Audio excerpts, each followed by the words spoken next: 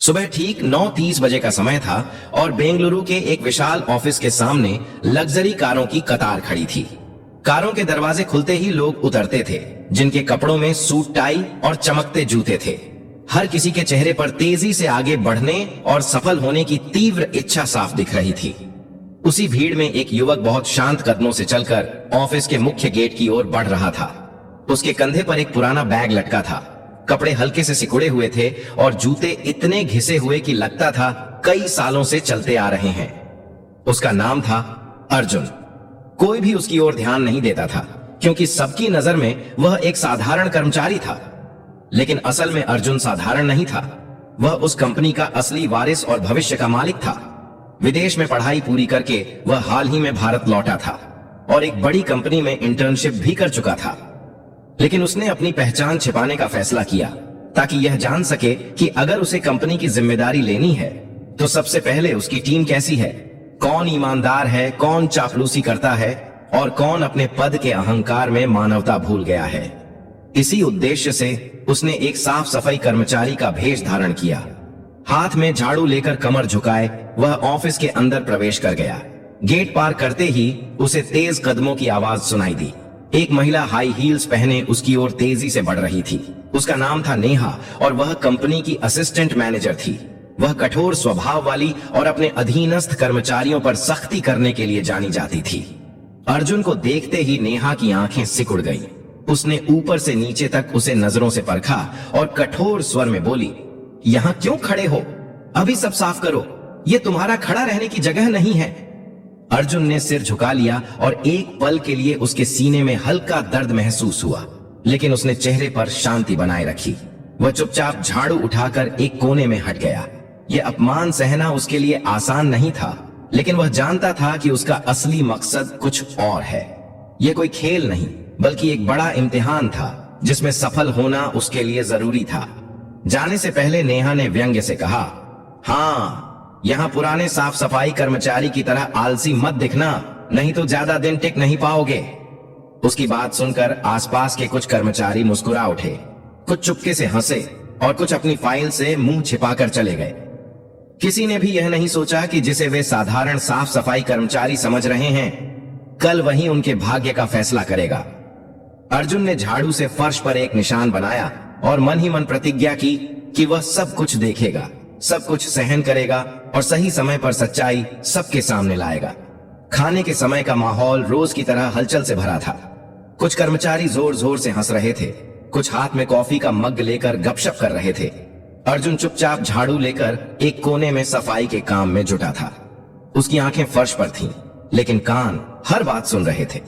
अचानक एक महिला जोर से हंसकर इशारा करके बोली, अरे देखो, नया साफ सफाई कर्मचारी एकदम देहाती लग रहा है। लगता है जिंदगी में पहली बार किसी बड़े ऑफिस में आया है।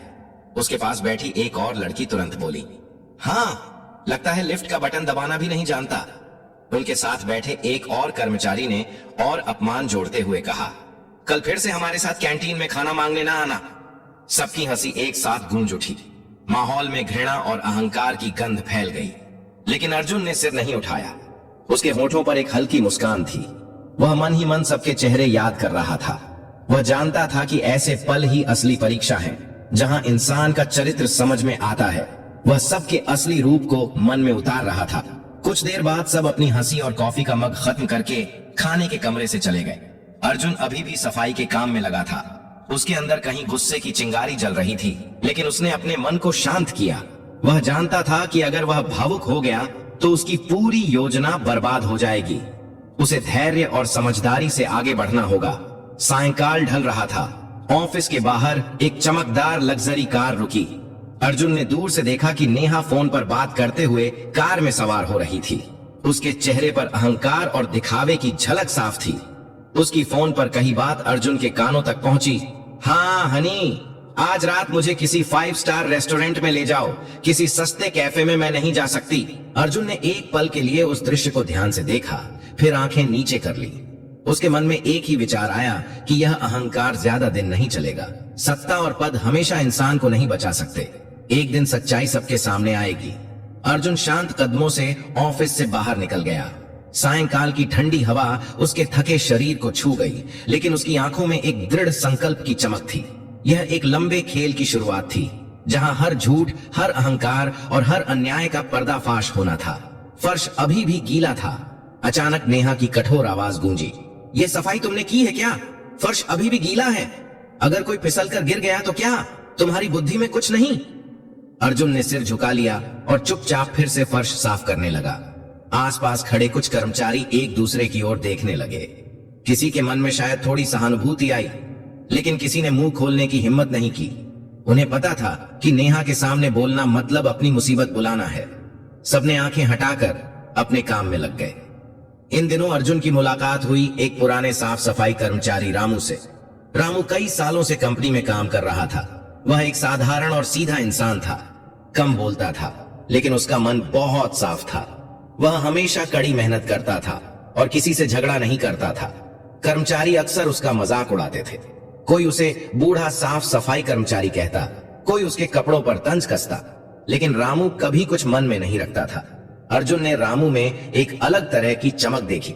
वह उसके साथ काम करते हुए पूछा, भाई, आप इतने सालों से यहाँ हैं, लोग जब इस तरह अपमान करते हैं तो आपको बुरा नहीं लगता? रामू हंसकर बोला, सम्मान ऊपर से मिलता है। जो आज हंस रहे हैं कल भूल जाएंगे, लेकिन अगर हम अपना काम ईमानदारी से करें तो मन शांत रहता है। यह शब्द अर्जुन के मन को छू गए। उसने महसूस किया कि यह इंसान शारीरिक रूप से कमजोर दिखता हो, लेकिन असल में सबसे मजबूत है। खाने के समय रामू अक्सर अपनी रोटी बांट देता था। एक दिन उसने अर्जुन को आधी रोटी देकर कहा, ले बेटा, तुम भी खा लो। मैं तो अकेला हूं, मेरा चल जाता है। तुम जवान हो, तुम्हें ज्यादा ताकत चाहिए। अर्जुन की आंखों में हल्का पानी आ गया। उसने मन ही मन सोचा कि अगर कंपनी में किसी को सबसे पहले न्याय मिलना चाहिए तो वह रामू है। वह रामू के चरित्र की मजबूती और मन की कोमलता का कायल हो गया। उसी पल अर्जुन ने अपने आप से वादा किया कि वह एक दिन न सिर्फ रामू बल्कि हर उस इंसान के हक को लौट आएगा जिसे यहां सालों से दबाया गया है। लेकिन वह जानता था कि अभी वक्त नहीं आया। उसे और बहुत कुछ सहना होगा और सही मौके की प्रतीक्षा करनी होगी। दिन बीतते गए और अर्जुन ऑफिस के हर कोने में होने वाली घटनाओं को बारीकी से देखने लगा। एक दिन दोपहर को खबर आई कि कंपनी के कोऑपरेटिव सोसाइटी के कमरे से कुछ पैसे चोरी हो गए हैं। खबर फैलते ही ऑफिस में हड़कंप मच गया। सभी अपनी डेस्क छोड़कर उठ गए और चर्चा करने लगे।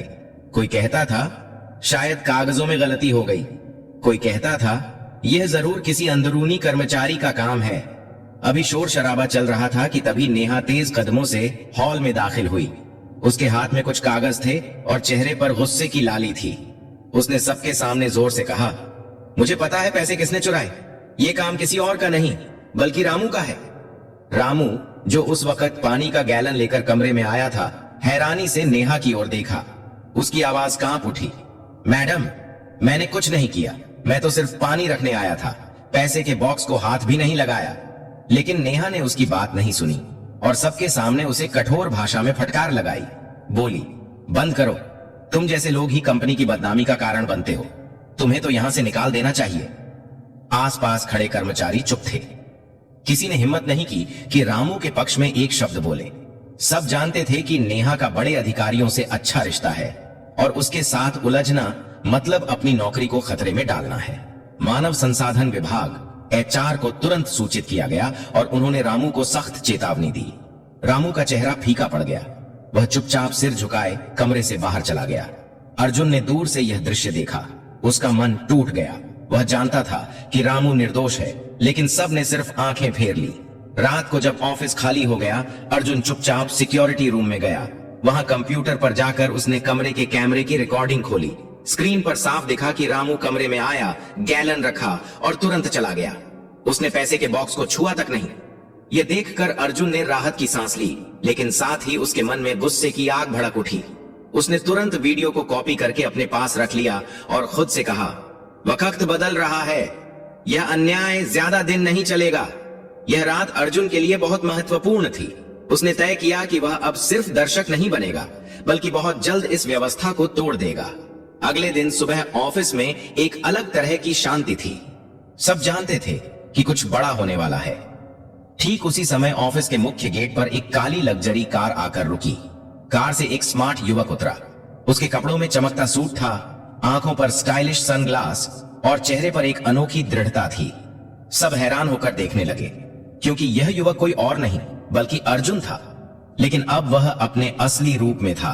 ऑफिस के गेट पर खड़े गार्ड और अन्य कर्मचारी हैरानी से देखते रह गए। उनकी आंखें चौड़ी हो गईं, क्योंकि यह वही युवक था जिसे वे कुछ दिन पहले साधारण साफ सफाई कर्मचारी समझ रहे थे। अर्जुन शांत कदमों से अंदर गया। उसके साथ उसका पर्सनल असिस्टेंट भी था, जो हाथ में एक फाइल लिए तेजी से उसके पीछे चल रहा था। वे दोनों मीटिंग हॉल की ओर बढ़ गए। वह हॉल जहां कंपनी की सभी बड़ी मीटिंग होती थी, और आज वहां सबके लिए एक खास मीटिंग बुलाई गई थी। मीटिंग हॉल में सब एक एक करके दाखिल होने लगे। नेहा एक बड़ी मुस्कान के साथ अर्जुन का स्वागत करने के लिए आगे बढ़ी, लेकिन वह अभी भी अर्जुन को नहीं पहचान पाई। उसने सोचा कि शायद यह कोई बड़ा निवेशक या विदेशी मेहमान है। नेहा बोली, सर, मेरा नाम नेहा है, मैं असिस्टेंट मैनेजर हूँ। आपको इस कंपनी में स्वागत है। अर्जुन ने उसकी ओर देखकर हल्की मुस्कान दी। वह मुस्कान नेहा के लिए अपरिचित थी, लेकिन उसमें एक मौन व्यंग्य था। अर्जुन ने शांत स्वर में कहा, धन्यवाद नेहा, लेकिन तुम्हें अपनी पहचान बताने की जरूरत नहीं, मैं सब जानता हूँ। नेहा हैरान होकर देखती रह गई। उसी पल अर्जुन ने अपने असिस्टेंट को इशारा करके कहा, अब मीटिंग शुरू करें। सभागार की शुरुआत में अर्जुन ने एक बड़ा स्क्रीन ऑन किया। स्क्रीन पर वह सीसीटीवी फुटेज चलने लगा, जिसमें रामू पर झूठा चोरी का आरोप लगाया गया था। सब हैरान होकर देखते रहे कि नेहा ने कैसे एक निहत्थे इंसान को सबके सामने अपमानित किया। फुटेज में साफ दिखा कि रामू सिर्फ पानी का गैलन रखकर चला गया था और उसने पैसे के बॉक्स को छुआ तक नहीं। वीडियो खत्म होने पर हॉल में सन्नाटा छा गया। अर्जुन ने गंभीर स्वर में सबको संबोधित किया, पिछले कुछ दिनों से मैं यहां था, सिर्फ एक साधारण इंसान के रूप में नहीं, बल्कि इस संस्थान के भविष्य के रूप में। मैं देखना चाहता था कि मेरी इस फैमिली में कौन ईमानदार है और कौन सिर्फ सत्ता के पीछे भाग रहा है। मैंने देखा कि यहाँ कुछ लोग अपने अहंकार और झूठे घमंड की वजह से दूसरों को कितना नीचा दिखा सकते हैं। देखा कि कैसे एक ईमानदार और मेहनती इंसान पर आरोप लगाया गया। नेहा का चेहरा सफेद पड़ गया। वह डर से कांप रही थी। वह अर्जुन की ओर देखकर कुछ नहीं बोल पाई। अर्जुन ने फिर रामू को बुलाया। रामू अभी भी डरते डरते सभागार में आया। उसके पुराने कपड़े और चेहरे पर वही पुराना डर था। अर्जुन मुस्कुराते हुए उसके पास गया और बोला, भाई रामू, आज से आप इस कंपनी के लॉजिस्टिक कोऑर्डिनेटर हैं। यह आपकी ईमानदारी और मेहनत का इनाम है। आप एक सच्चे इंसान हैं। मैं आपको सम्मान देता हूं। रामू की आंखों में आंसू आ गए। उसके चेहरे पर खुशी और कृतज्ञता का भाव था। उसने अर्जुन को धन्यवाद दिया और चुपचाप रोने लगा। इसके बाद अर्जुन ने सबकी ओर देखकर कहा, जिनमें मानवता और ईमानदारी की कमी है, उनके लिए इस कंपनी में कोई जगह नहीं होगी। इसके परिणाम स्वरूप नेहा को कंपनी से निकाल दिया गया। अर्जुन ने बाद में नेहा से निजी तौर पर मिलकर कहा, जिंदगी यहीं खत्म नहीं होती, तुम्हें अभी भी बदलने का मौका है। अहंकार अस्थायी सम्मान देता है, लेकिन आखिर में सब कुछ छीन लेता है। फिर एक कार्ड देकर बोला, हमारे पास एक ट्रेनिंग प्रोग्राम है, अगर चाहो तो उसमें शामिल हो सकती हो, वहां से नई शुरुआत कर सकती हो। नेहा तब समझ गई कि उसने क्या गलती की। उसकी आंखों में आंसू आ गए। उसने सिर झुकाकर अर्जुन को धन्यवाद दिया और चली गई। अगले दिन से सब कुछ बदल गया। कर्मचारी कंधे से कंधा मिलाकर काम करने लगे। उन्होंने समझ लिया कि इंसान की असली पहचान उसके पद, पैसे या कपड़ों से नहीं, बल्कि उसके चरित्र और मानवता से होती है। कभी किसी को छोटा मत समझो, क्योंकि कौन जाने किसके पास क्या छिपी प्रतिभा या पहचान है। अगर कहानी पसंद आई हो तो हमारे चैनल को सब्सक्राइब करना ना भूलें। अगले वीडियो में मिलते हैं।